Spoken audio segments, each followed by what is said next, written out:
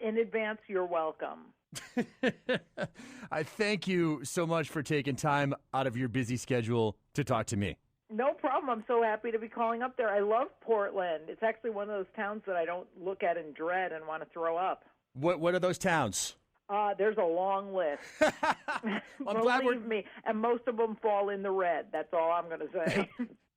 All right, fair enough.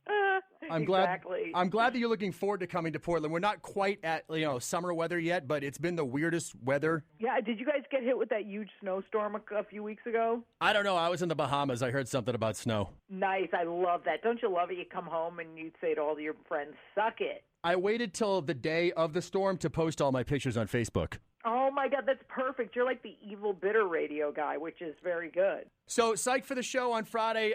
Queen of Mean and Grammy-nominated Lisa Lampanelli on the phone with me. Congratulations on the nomination for the hilarious album, Back to the Drawing Board. You didn't win. No, but I didn't expect to anyway. The first time I was up for a Grammy was like 8 years ago. And you always know who you're going to lose to in advance, only because you know you're a smart person. You go, like, I'm really going to beat Fly to the Conchords. Like, I'm really going to beat Louis C.K. These are people who are just so, ingrained in the lexicon of our language as people who, are innovators and stuff. But I was like, just to be in the same name with them, it's true. Like, when you are nominated, I thought it was a cliche, you do feel like you're a big shot. Oh, absolutely. And the award going to Louis C.K., well-deserved. He's awesome. Oh, my God, I love him. And the whole time the second I got nominated, I think I tweeted that out. And I think it's really cool, though, that I went to them and I didn't have a miserable time. I think when you kind of know you're going to lose, you got nothing to lose, literally. So you're just having fun cheering for horrible bands that you don't even know the name of. Like, because they give out the Grammys for our award during the loser ceremony during the day. Yes. Yeah, so, there I am cheering for bands for, like, Best Zydeco record, going, well, they think that what they play is music, too, so good for them. And then the Grammys can also be more fun because you're not going to win anything, so you can just go there and get hammered and enjoy yourself and not have to worry about a speech. Oh, my God, because I would forget everybody. If I had won, my speech would have been, oh, my God, I beat Louis C.K., Baba Booey. That's it. And actually it was easier going to the Grammys this time because last time I was nominated, I still weighed over 100 pounds overweight. And this time I got to go not looking like the lead singer of Alabama Shakes, so that was good. Oh, yes, Brittany. She's a big woman, but, man, she can sing, huh? She can. I love her. But to be fat like I was and not have a good set of pipes on you, there's no excuse. I didn't need that. You lost 107 pounds. How did you do that? You look fantastic, by the way. Well, it helped to have bulimia, but I didn't. No, I actually got weight loss surgery, and I kept the weight off 4 years, unlike everybody else who gets weight loss surgery, i.e. Chris Christie. Or Carney Wilson, who I've nicknamed Chili Con Carney Wilson. Who's on the Progressive commercial now? It's nice to see that. No, well, hey, thank God, somebody has to fund her bugles and Funyun habit. What's your bugle and Funyun that you're resisting these days that might put you in a bitchy mood when it comes in front of you because you want to eat it so bad, but you just don't because you want to maintain a healthy lifestyle? Well, yeah, that's the thing. It's like I'm supposed to eat very small amounts of food a day. You physically can't eat more than like about 2 cups of food a day. So, yeah, when people are having seconds and thirds and fourths, which is because we're Italian, that's what we do. We eat till there's a death. I hear you. I'm like, oh, man, I can't even have a second. So it's just resisting the larger portion. So now I go, you know what? It's worth it because I'm going to live longer and I'm going to laugh in everybody's face when I'm this hot and gorgeous at age 80. You look great, Lisa. I look good for me. You know what I'm saying? Yeah. Like, I'm not going to compare myself to a Taylor Swift or somebody. But, hey, for Lisa Lampanelli, I'm at a 10. Now, if you're resisting the seconds and you're maintaining your portions and whatnot, you obviously don't smoke pot. No.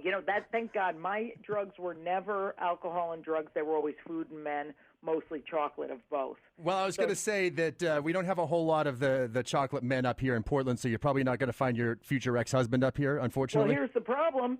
They don't even like me anymore. Why not? I lost the weight, and now I don't have a big ass, and they need something to hide behind when the cops start shooting. Oh, man. I know. So now I guess I'm going to be single for a while till I find my perfect little Asian man. Going for the Asians now.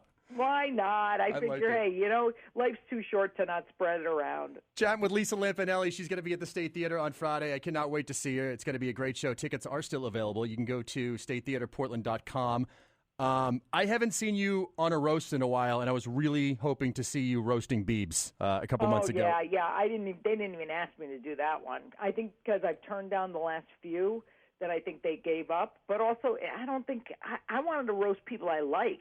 Like, remember in the old days, the Dean Martin roast and the Friars Club roast? You did it as an honor. I'm like, I'm not going to honor a little douchebag who pees in a bucket at McDonald's. But now here's the problem with the Grammys.